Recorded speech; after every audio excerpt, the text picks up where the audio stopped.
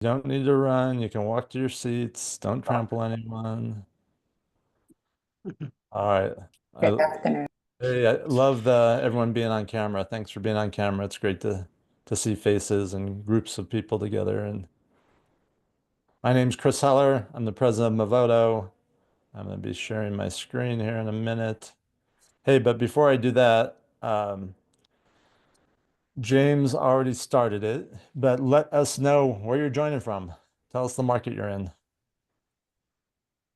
My computer's sitting up on a box in a precarious position, so I'm not going to type on it, but I'm in Whitefish, Montana. My name is John T-Born. I'm calling from Philly Living in Philadelphia, of course. Nice. All right, I see we got San Antonio and Salt Lake City and Rochester, Minneapolis. I know at least three people in Minneapolis because they're going to be on our panel. Hey, Chris, you wouldn't happen to know Rob Norris out there, would you? Whitefish. That Ryan name Norris. sounds Ryan Norris. I always The forget. name sounds familiar. Yeah, Ryan Norris. He's I could look up see who he's working with right now, but he's an agent out there. I know Whitefish is very small, so It is. Although there's certainly have their fair share of real estate agents. yes. Well, the good news for Ryan and any other agent in this area, if they are as responsive as most agents are in most markets, they'll stand head and shoulders above everyone else here because it's a it's a different speed that people operate here in Montana. Mm-hmm. All right, so we're gonna let's see where are we at. I can't see how many people do we have, Jenna? We're right at 90 folks on right now, Chris. All right, cool. Well, we got 90 people live. We got a bunch of people that'll be watching this. Um, this is our monthly partner webinar. This is for all our Pro Plus teams, and that we do this once a month. It's 45 minutes. This is probably one of the biggest value things that we do. And that's the feedback we get from all of you. Because one of the things that we always do is we have a team and agents on this that are sharing what they're saying, what they're doing, how they're succeeding, and we will certainly be hitting that today. I want to quickly go over some of the things that I'm going to continue to go over. So you're going to see this every month because these are the important things. These are the things that impact and are clues to success that our partners are having. This one is, some of you have figured this out on your own. Some of you have listened to us. Some of you are learning this. The agents that set an appointment on that initial call and have that appointment in the first 14 days or within 14 days of that call have a conversion rate that's 5 times higher than the agents that don't. Now, some of you might be thinking, well, why wouldn't an agent do that? We listen to lots of calls. It's not uncommon for me to hear a call where an agent says, uh, what are you looking for? How can I help you? And, da da da da. And they get in this conversation, ask lots of questions, and the agent says, okay, well, I'll send you some properties like that one, and take a look and let me know which ones you're interested in, and call me or I'll follow up with you. Wasted opportunity. Um, because those type of calls result in conversion rates that are significantly lower than when an agent says, hey, I understand you're interested in the property at 123 Anywhere Street. Would you like to see that on Friday or Saturday? Saturday, great. Would 10 o'clock or 2 o'clock be better? 2 o'clock, excellent. And they just start setting the appointment, going to the appointment, getting face to face so they can build a relationship. But the main point I want to emphasize here is 5 times higher conversion rate by setting an appointment and having that appointment within the first 14 days of receiving that introduction. When you accept a warm transfer, how much more likely are you to transact with the consumer versus when you get a non-warm transfer? Anyone want to yell it out? 3%. It's close, 2.5%. 2.5% times higher conversion rates on warm transfers. Do we send you 100% warm transfers? No. We send you as many as we can. We are averaging 70, 75% warm transfers. but you have control over how many of those you accept. So our teams that are accepting 95 to 100% of the warm transfers are all having a higher conversion rate than a team that might be accepting 50%. So key component, key metric to success. Speaking of key metrics, these are sort of the minimum standards. Response time, and this is just based on all our top teams. Less than 60 seconds, so they get a notification, someone's responding quickly. Update rate, updating us on the status, either every 30 days or whenever the status changes, whichever comes first. So if the status changes, if they go from looking at homes to making offers, that's a status change. We want you to update us on that. Showing homes rate is the percentage of the consumers we introduced you that you have appointments with and are showing homes to. Conversion rate, again, our minimum standard we shoot for is 3%. Some of our best teams are in the 5 to 8% range. Our good teams are in that 3 to 5% range. If a team is lower than that, they either are not having challenges on that initial call, or they're just a newer team that haven't had enough time to have the closings catch up to the introductions. Reminder, the 3 questions we ask each consumer on each call that we talk to are they looking to buy the house or rent the house? If they're looking to rent, we don't introduce them. Are they under contract with another agent? If they are, we don't introduce them. And then if they're looking to tour a home, we'll ask them if they also have a home to sell. If that home to sell is in your market, we're going to say, hey, Mark, I got Jeff on the line. He wants to see 123 Anywhere Street, and he also has a home to sell. If their home to sell is in another market, we're going to have that conversation with one of you who's in that other market. The 5 key things that we hear agents do that are having the most success is they're being big smile on our face, energetic. They're getting enough information on what the consumer liked about that property. So in case they find out after they hang up that property's can't be shown, sold, pending, under contract, whatever, they can have other properties as backups. They get an appointment on that first call. It's a hard appointment. So again, the best agents are not saying, hey, when would you like to see the property? Remember, they don't know our schedule. We know our schedule. So give them 2 days that you know works for them. It doesn't do any good to say, when would you like to see the property? And they say, how about at 2 o'clock? And you can't do it at 2 o'clock. Then you have to say, well, nah, that doesn't work. Is there another time? Just give them 2 times that you know are going to work for you.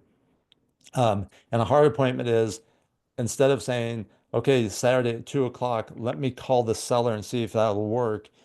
No, Saturday at 2 o'clock, great. We'll meet at the property. After I hang up, not only will I be giving you my contact information, but I'll be confirming with the seller that Saturday at 2 works, and I'll be confirming with you. And that's what we mean by a hard appointment. All right. Call scorecard. This is what we use to score each call. Basically, these are 10 yes or no questions. If you guys are able to say yes to all these questions on each call that you have, you score 10 out of 10, you will have a successful call. You will have a successful conversion rate. We'll make sure, if you don't have this, everyone should, but if you don't, we will make sure everyone does. All right. One topic I always like to talk about, and that is the topic of not judging a book by its cover. It's not uncommon, because we're human, that we get a notification and we'll see it's on a property that might look like this. And maybe there's not a lot of properties in our market that look like that.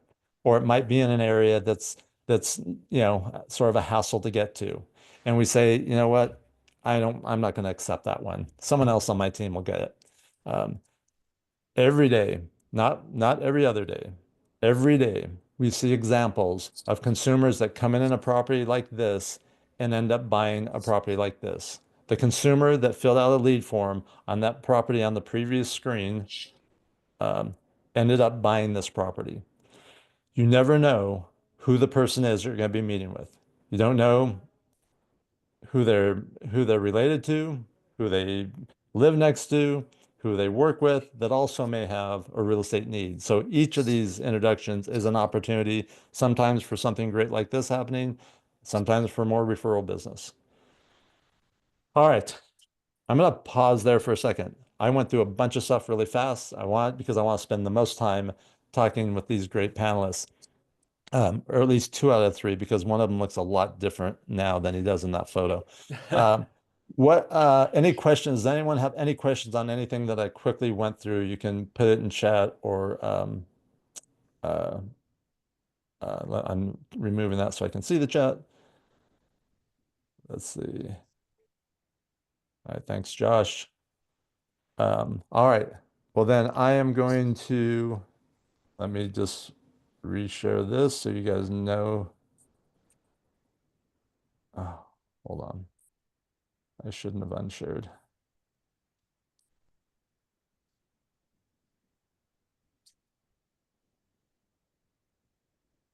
Now my computer's not responding. All right. All right, so our panelists they're from Minneapolis. So if you guys have any referrals for that part of the country, this is who you're going to be wanting to send them to. Ryan is I've come to know, he is one of this bar none, one of the best leaders in the country of a real estate team. He has 2 of his agents, Heidi and Andy, with us. Appreciate you guys taking the time out of your day to do this. We have a bunch of questions we want to ask. Let's see. Okay, there's Andy. I was gonna say I can't see Andy. So Andy's the one that looks different now than he did in that photo. That's what 2 weeks in real estate will do to you, huh? That's the truth. And Gwen, you asked if we can send the scorecard out that they could print it. That's not in the green because we don't want to use up all their ink or toner. Yes, we'll figure out how to send you that call scorecard in a way where it doesn't waste ink and toner. So anyways, guys, thanks for being here. Ryan, tell us a little bit about your team, the size, production, just so everyone has some context about you guys and what you do. Yeah, no, thank you, Chris. Appreciate so many folks joining here today. We're honored to be a partner with you guys at Movoto. Have loved working with you for years. Our team is called the Minnesota Real Estate Team. We are based in the Twin Cities area. We work with really anyone and everyone within about a 4 or 5 hour radius of the Minneapolis and St. Paul area, all throughout Minnesota, Western Wisconsin. We are a larger team, very diverse, age, ethnicity, languages spoken, a lot of just super good-hearted people. We're all about customer service, all about the client, about doing our best for each client. The team is busy. Last year, the team closed over 1,600 transactions every year. A lot of good activity here in the market. And Heidi and Andy are just 2 of the absolute best with us. Great lead converters. So I think it's awesome that they're here today talking with everybody. Great lead converters, but from their lead conversion, they've built both outstanding personal real estate businesses as well. Just 2 wonderful humans, and really have done a great job with Movoto and any and all types of team leads. So I know they're going to have a ton of great content. And so, yeah, we're excited to be with you, Chris, and want to provide value to everybody here today. Thank you. Appreciate that. Hey, before we get to Andy and Heidi, I want to ask you, Ryan, as the leader of the team, and as a team that's, doing 1,600 transactions, what's sort of the philosophy on training, accountability, things that you believe are important for a team and the agents on the team to be good converters, like you said, Andy and Heidi are. Yeah, I think what's hard about this job, I see that the real estate business is won or lost on an agent perspective daily. And each day counts and each day matters. And I think if someone is not accountable or you don't have a strong enough why that gets you out of bed every day, whether it's making a certain income, providing for your family, hitting certain sales goals, kind of knowing that why that gets you out of bed. Um, I've met so many talented people who are interested in real estate who don't have that daily work ethic and don't show up, they don't grind, they don't make an effort. And again, I think it's, it's easy with this job. One day blends into the next. Before you know it, you're off the grid for a few days, a week. So I think the key is just how can you keep yourself accountable? We as a team do a lot of stuff, training, development, in-person, Facebook groups, accountability groups. You have to know yourself and know what will keep you accountable. Heidi and Andy are really good examples. Both of them are grinders. They are intrinsically motivated already. They're showing up, they're working, they're making that effort. So I think just as agents, ask yourself, what will do that for me? Because that's the key to success in this business. I've met so many talented people who are talented in lots of ways, but if they are not a grinder, if they will not put forth that solid work ethic, the business never works. Yeah, I couldn't agree with you more. As the leader or in your leadership team, is there anything specific you're doing to try to target those people when you're recruiting or when you're interviewing? Like, is that like a core focus? Yeah, it definitely is. I mean, my quick background is I'm a lifelong musician, and for me, when I'm meeting someone, I always like to ask them, what is your why? What gets you out of bed? And the last thing I want to do is bring someone on the team that isn't passionate about the job, about the business, about others, about humans. And that's what real estate, as we know, is. This job, it's not about houses, it's not about contracts, it's about humans. And so if you find people like Heidi and Andy that are super good with people, caring, kind, thoughtful, hardworking, those are the people that can just do extremely well in this industry. But again, if there isn't that strong enough motivation, Chris, it's very hard. So that in those initial meetings, it's trying to uncover why do they want to do this? Yeah. Because if they can't really vocalize it, this job's going to be hard. And again, I'll encourage them to do what they want to do. Be a musician, be a painter, do what you want to do. That's what's important to me. Yeah. All right. I love that. Super helpful. All right. I'm gonna start, Heidi, I'll start with you. Um, when it comes to the type of people we're introducing you to, which are people that are shopping on the internet, right? They're on a search site, whether they're coming from our site or another site. What's sort of your mindset? Like when you get that notification that there's a, Movoto consumer on the phone, and you see that, what are you thinking? What's your mindset? What's your approach? My approach is get in front of them. If I can set that meeting and get in front of them, those are the clients that I know that I'm going to be able to take to the finish line. So, having a conversation over the phone can only get you so far, but once I meet them, even if I can meet them for coffee, so I set that appointment, and if I can't meet them at that house, we've got that appointment, even if there's not another house, we meet for coffee and talk about their needs. And once I can have that initial face-to-face meeting, you've got somebody that you can take to the finish line. What do you do, at that meeting that gives you that confidence that you have, that, hey, if I can get in front of them, I'm gonna build a relationship and turn them into a customer or a client that's gonna buy or sell. I think people see me as genuine. I like people. I love to be in front of people. I enjoy that part. I'm not afraid of people, so I'm not afraid of those meetings. And my background social work, so once I can get in front of somebody, it's relaxing and calm, and people see that I'm genuine, and I look them in the eye, and it's usually a comfortable conversation. And I like to try to put people at ease, and that's what I do best, I feel like. Good, good. Andy, how about you? That you get that notification, you get that text message, there's a live consumer on the phone. What's your mindset? What's your approach? Uh, Opportunity, I guess I view it as. And regardless of what they're looking for, any chance to connect with someone I don't know is an opportunity, whether it's for them, their mom, their friends, whoever. And just, yeah, like Heidi said, get in front of them, period. Like that's the only goal. I try not to be salesy at all. try to make connections, ask them questions about themselves, not necessarily housing related. And yeah, just build a rapport.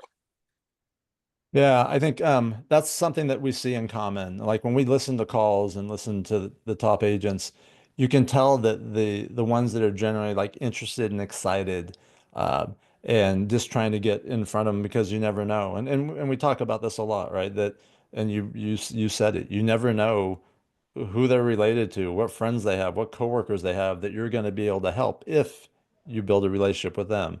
And that's one of the advantages of like these type of partnerships. Yes, we're introducing you to a specific person, but that specific person, if you handle them the right way, could lead to many opportunities. Uh, let's switch gears, and now you've had that successful initial conversation. You've set an appointment. You're meeting them at the house, or for coffee. What's the approach there? And I know a lot of our teams are really good, have really good processes, prepared for months and months about the changes that affected some of us in many of the states, with having a buyer rep or buyer broker agreement signed before entering. What's your guys' process for that? Because I still occasionally get questions on that, and I'm sure that people are always looking to see what works better than what they're doing. I For initially me, do the, oh, oh, go is it ahead. your turn, Heidi? That's fine. No, Oh. go ahead, Heidi.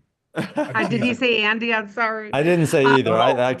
caused that. That's I fine. caused that bumper, that car crash. I normally do a non-exclusive right away. So do a non-exclusive, then, they feel comfortable with that. They don't feel like I'm pushing them into something. And then after we see a couple more houses, it goes to an exclusive And what's contract. that? And so Heidi, what is that conversation? So you've shown me a couple, two or three homes. Mhm. There. I haven't signed an exclusive agreement with you, but now you know it's time. What's the Yep. conversation you have with me? The conversation is we've gotten to know each other. You know that I'm going to be here and have your back and show you all the houses that I can and work hard for you. And then you want me to do that, let's go ahead and sign into an exclusive contract. And Yeah. I haven't, at that point, haven't had anybody balk at that versus having them go right away. They get scared and then want to cancel the appointment. And so that's how I tend to do it. Yeah. Yeah.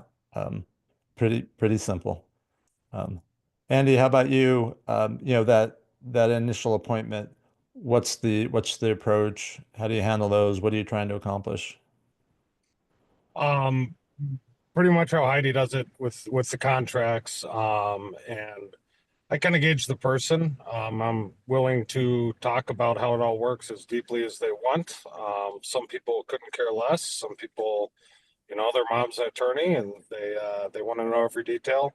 So I kind of take it on a case by case basis, not make it real salesy, but I'll tell you everything you want to know if you want to stand here for an hour or two. Usually people just want to look at the house, and non-exclusive isn't threatening, and then we just build the relationship. I personally don't like, I've just met you. Here's a contract. It's not, it's a little bit intimidating, and people don't necessarily know what you're talking about. So I just try and make it as casual as possible. Yeah.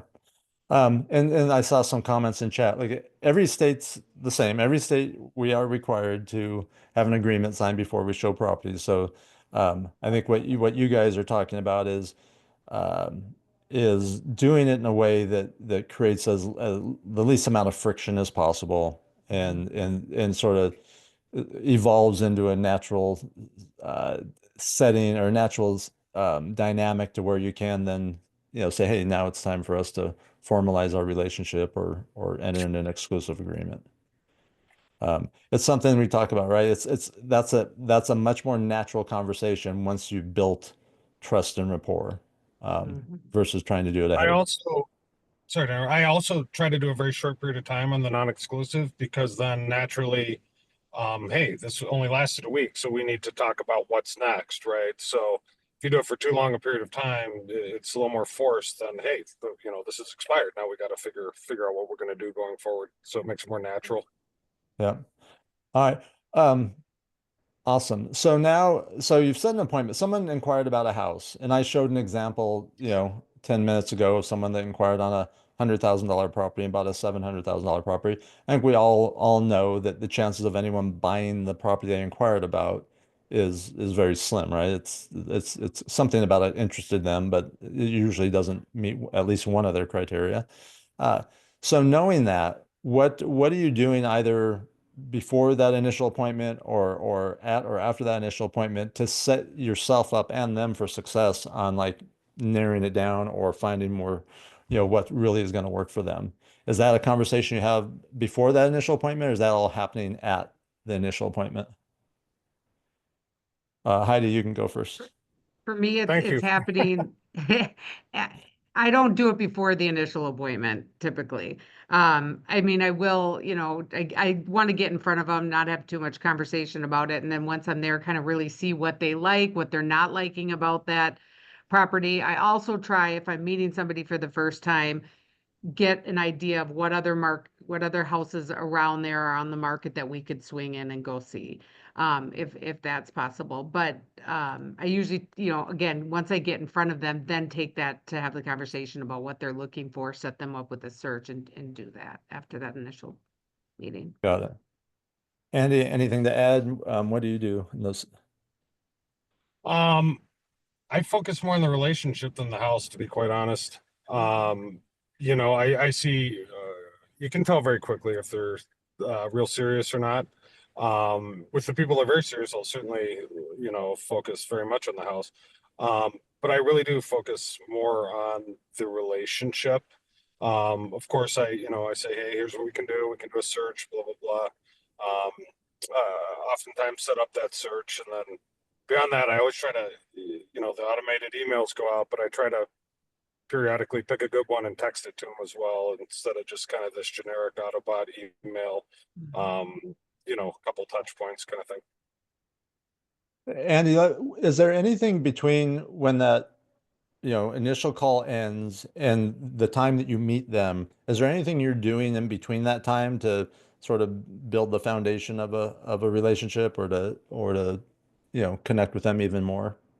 Sure. You always want to show value, right? So, depending on, my schedule, how much time permits, if I have the time in between, hey, there's another house 3 blocks away. As long as we're in the neighborhood, we might want to swing by and see this. Shows the value that I provide, that, I'm not just opening a door. I can help you beyond that. So yeah, absolutely. And Heidi, how about you? What do you do like when that initial call ends and between then and when you meet them for the first time? I always send them, I have a business card electronically, so I send them that over text. Hers is also from 20 years ago. Yeah, we did business cards 20 years ago. Anyway, but yeah, so I do that and then send them an email so they can have all my contact information.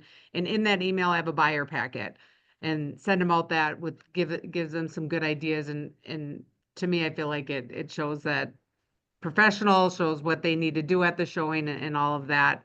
It just gives them a little bit of information. So those are the steps that I take before I meet them. Chris, one thing I was just going to add real quick, as I think about both of these, and as people are listening, one thing I always really encourage agents to do is practice talking. Both Andy and Heidi are very good talkers. And what I mean by that is I don't mean they talk too much. They're interested in other people. They ask a lot of questions. They're very good listeners. They've got a strong emotional intelligence when they're with someone in person. And so you've got to ask yourself that question.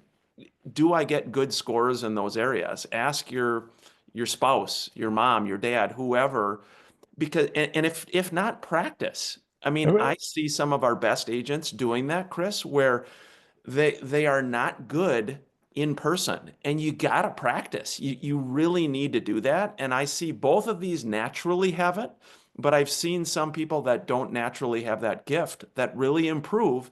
That helps their conversion. That their conversion improves dramatically when they focus on their people skills.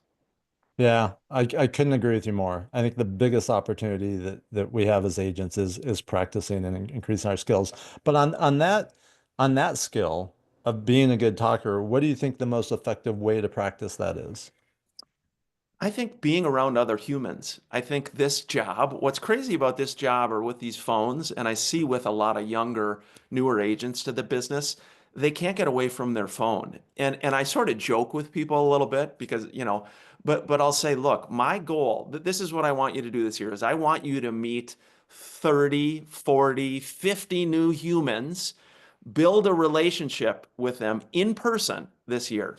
So whether you go to church and do that, whether you go to the bar and do that, whether you join a pickleball group, a Facebook group, I think when you're around other people, it gives you an opportunity to practice. And I know there's Toastmasters, there's different things like that you can do, but I think it's important to practice because I find a lot of agents are not good at it. They're super quiet. They get real shy when they're around other people. Yeah, it's Yeah. hard. Yeah, no, I'm totally relating. I'm highly introverted. Like as a new agent, I wasn't, I was, and probably am still not good at that. But I was very driven and have a very logical way of thinking things. So it was very natural for me to ask questions in a logical format that would, the answers of which would get me and them to where I wanted to go. But yeah, practice is key.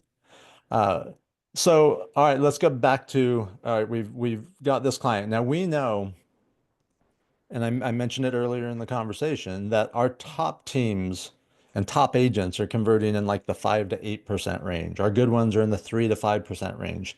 That means to sell 5 houses, you may have to meet with 100 of these introductions. How do you guys think about that? Because I know some agents go like, oh, these people are never going to do anything. They won't be able to do anything. They're not serious. They're not motivated. Like, sure, we're going to come across all those, and we do come across those as agents. But how do you keep going with every new text message you get of another consumer? What's your mindset that keeps you setting another appointment and meeting another human? How do you? I'll start with you again. I mean, I think it plays to what Ryan had to say is if you put it in your head that this is a job and you're going out meeting people, he says meet 30 people a week or whatever, that's one of my 30 that I'm going to meet. And a lot of times, even if they don't, they have somebody else that they've referred me to. So, again, I enjoy meeting with people, but I just look at it as an opportunity to build a relationship and get in front of somebody. Yeah. So, it's not necessarily that one will work out, but how many times does that one turn into other ones Yeah. that do Yeah. work out? Such a great mindset about it. Andy, and yourself? I go back to something Ryan said earlier is the why, for me anyway. I have 5 kids and they need a lot of crap. So it's my job to provide that. And, so I'm highly motivated. I get, Yeah. I get knocked down all the time, right? And what are you gonna do? Cry about it or get up, so that's kind of my mindset. And with meeting people that aren't gonna buy something, I don't know, maybe I have to stop and get gas on the way and I'll talk to some guy at the gas pump. I mean, I talk to literally everybody I see. It's pretty obnoxious. But yeah, everything's an opportunity, but the motivation is key. If I literally 90% of my business has come from lead gen, like this. All my friends have houses and know 20 realtors, and I'm in my late 40s, I guess. So, this and then referrals from people like that I meet on Movoto type platforms. So Yeah. yeah, everything's an opportunity. I think we should start changing our language and instead of leads, call them opportunities, right? It's like Mhm. it's just it's really the mindset that has those things actually happen, have those opportunities show up. Um, what's the biggest, Andy, I'll start with you this time. What's the biggest challenge that you deal with on a regular basis that you wish wasn't there or would be different? My wife asking me when the next one's gonna close. I'm kidding. biggest challenge is getting back up off the mat, I guess. And not getting defeated. Like I've had a rough year so far this year for sure. I had a couple fairly sizable deals cancel, and it's not my ideal start to this year. So first I doubled down and worked double hard, and now I've quadrupled down because either fish or cut bait, right? So Yeah. and actually the quadrupling down is I have a ton of stuff going on now where so sit in my closet and cry or work harder. No, I appreciate you sharing that. Appreciate you being transparent. We've all gone through periods like that, and you did what I see successful people do, right? They don't they don't stay down, and they don't just do what they were doing. They create more urgency. They create work with greater intensity. And I love not doubling down, but quadrupling down. And that's what it takes, right? We see this happen in sports, in baseball, when a baseball player gets into a hitting slump, and if I knew any Minnesota Twins, I'd use a Minnesota Twin in my analogy. I'm a Dodger fan. But when a baseball player gets in a slump, they take more batting practice, right? They spend more time. They watch more video. They don't pull the covers over their heads. So they do exactly what you do, Andy. So good for you. The opposite of that, I think, too, is when it's going well, you have to keep prospecting. Otherwise, you get that roller coaster. And that's even harder, I think, because you're so busy dealing with current transactions to keep the prospecting going. Otherwise, a month from now, it's going to be a down cycle. That's Yeah, what I I'm think- working on just on myself is when it's going well, still keeping the intensity. Yeah, I call that the power of momentum, right? When you have momentum, you want to keep it and build on it. And a lot of people do the opposite. They start to coast, and then they're on that roller coaster, or they're on that back and forth. Heidi, how about you? Biggest challenge you're currently dealing with?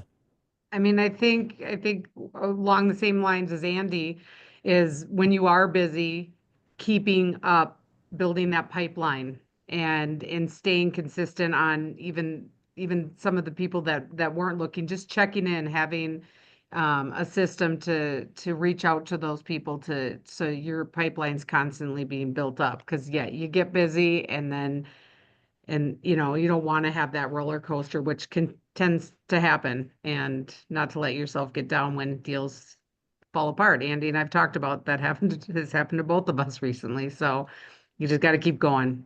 Yeah. Yeah. It's like what my early mentor used to always say, "What's your option? What's your option, Chris?" Yeah. It's like, I'm not going to quit. So I guess my option is to get up and keep going. Great comments in the chat, Ryan. If you aren't checking it out, that was about Andy and Heidi.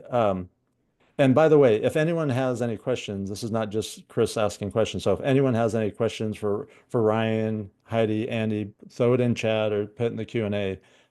This is the more interactive this is, the more value everyone will get. Ryan, talk to me about the recruiting, because I know we have a lot of team leaders on this call, and they're most of the time just in a perpetual growth mode, right? They want their team to grow more. How big of a focus is that for you or your leadership team?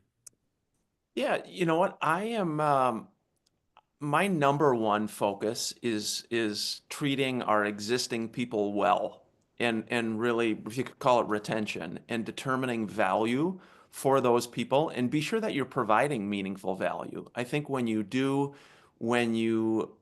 have legitimate value and things are going well, I think the recruiting naturally takes care of itself. I don't actively recruit. I don't call up my friends at all the different companies, partly because they are my friends. And, I'm respectful of the other companies, firms, teams. I think, again, when you focus on the people you're working with and you make it good for them, and I think you have to really have meaningful value and determine what's good for your people. And you know, it's commission splits, it's like this: leads, opportunities, training, support, mentorship, accountability, all the different things. And so I think just continue to laser in, focus on that, you know, team leaders or brokers, because again, and it doesn't have to be super complicated, but it has to be real, you know, and you can't just phone it in. I don't actively sell right now. I haven't for about 10 years, but truthfully, I work probably more than when I was actively selling. But for me, I enjoy it. I like it. It's, you know, so I think you just you have to know your setup, know your competition, and have meaningful value. Yeah. Yeah. And when you have happy, productive people, they attract other people. And that's I think you guys are proof of that. There's a couple of questions in here I want to get to. One question Leanda asked, what do you do on the phone to get face to face? Like how do you set that appointment, Andy, on that initial call? I don't know. I don't have a script. I don't have any thoughts in mind. I just roll with it. I really don't have an agenda or a plan ever. Yeah. And I guess I kind of have the gift of gab, maybe a little too much. So I don't have a good answer for that. I All right. don't have a game, like a set game plan. No problem. Heidi, how about you? Anything you want to add? I have an answer for it, but I'd like to hear yours. No, I mean, I know you've talked about previously about setting the two appointments. I don't always do that. I think that makes sense because sometimes I do get into, you know, a little bit of, but I also don't want them to get off the phone and say neither of those times work. So I just make it work. And if I can switch something around on the other side of things, I do that and make Yeah. it work for my client or them as long as it's reasonable. So really that's worked for me. Yeah. You know, I haven't had too much that I can't switch around to be able to get to them at that appointment. So Yeah, and I think it's don't overcomplicate it anybody. It's if I'm getting a call and someone is interested in a property, I'm gonna say, hey, you know, Ryan, I understand you're interested in the property at 123 Anywhere Street. I I'd be happy and excited to show it to you. Would you like to go see it on Thursday or Friday this week? And either gonna say, yeah, Thursday would be great, or they can say, well, you know, I have a question or whatever it is. But it's just setting the appointment, right? It's just asking for, hey, let's meet and talk about this and learn about the property. There's another question. Do any three of you do affirmations on a regular basis? Like at church, what are you talking about? Like a Could daily be. for It like could be. confidence. It could be. It's like I do them on a daily basis. When my alarm goes off or when I wake up before my alarm goes off, I've been doing it for I think since I was a kid. It's just automatic. It goes off in my head. Today's gonna be a great day. Like today's gonna be a great day. That's like that's an example of an affirmation. Oh, But the I think why that question got asked is you guys are all demonstrating a great attitude and a great approach to the business. And so people are wondering, you know, how do you do that and how have you created that? so I don't do like a, yeah, go ahead. one of my mottos is presume positive intentions. And I think that helps me through life, through this job, through anything. You know, when I'm working with somebody, if I can presume positive intentions, and in my head, I know that's not necessarily an affirmation, but I think about that on a daily basis.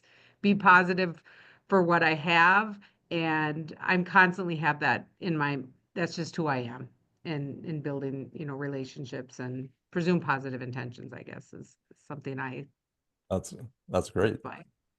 That's I'll great. give a really honest answer. I'm a pessimist by nature. And I don't do a formal affirmation or anything, but but it takes a fair amount of effort for me to be positive. Yeah. You know, you know, just whatever life things that have happened and things that, you know, I've seen that, make me a little bit pessimistic about things. But, so yeah, it's a little bit of work to do it. But yeah, it's discipline. It's every day I'm gonna be positive, you know, but it Yeah. definitely takes effort. Yeah, for me, Yeah. Chris, And just- yeah, go ahead, Ryan. I was just going to say, just real quick, I am a big believer in the power of prayer. For me, it is a daily thing. I need it. You know, your higher power, whatever it is for you, I just think kind of centering yourself. This business keeps you, can be so overwhelming. And I think if you focus on one thing at a time, one conversation at a time, one email at a time, one text message, it's easy to get like 800 things coming at you, and then you don't do anything well. So I encourage people just to kind of take it slowly, give yourself some grace. And especially with, you know, again, with Movoto opportunities, if you're very logical, this can be hard. In other words, if you think, hey, I'm going to spend an hour, I'm driving here, I'm spending this amount in gas, this is what needs to happen. And the business, as we know, is not logical at all. You have to give yourself some grace, give the people some grace, and focus more on your activity than on the logicalness of what this will lead to, because the business is very illogical. You can make a lot of money in a short amount of time. You can spend hours and hours with somebody and it leads to no money. So it's more about the activity, in my opinion, and how can you get yourself to be consistent with that activity. Yeah. All right. I don't think we could end it on a better thought than that. And we're at time. So first of all, Ryan, Andy, Heidi, thank you very much. Thank you for being authentic and real and sharing with us. We all benefit from that. And by the way, if you want to be more like Andy, we just saw the key to it is Mountain Dew. And Mountain Dew. Quite a few of them. and and thank you guys for being here. Thank you to all our teams, all our agents for joining us. Our next, you'll get notification about next month's partner webinar, and we will see you all then. Have a productive rest of the week. Thank Appreciate you, Chris. Appreciate you Thank guys, you. John. Thank you. Thank you very much. Bye-bye.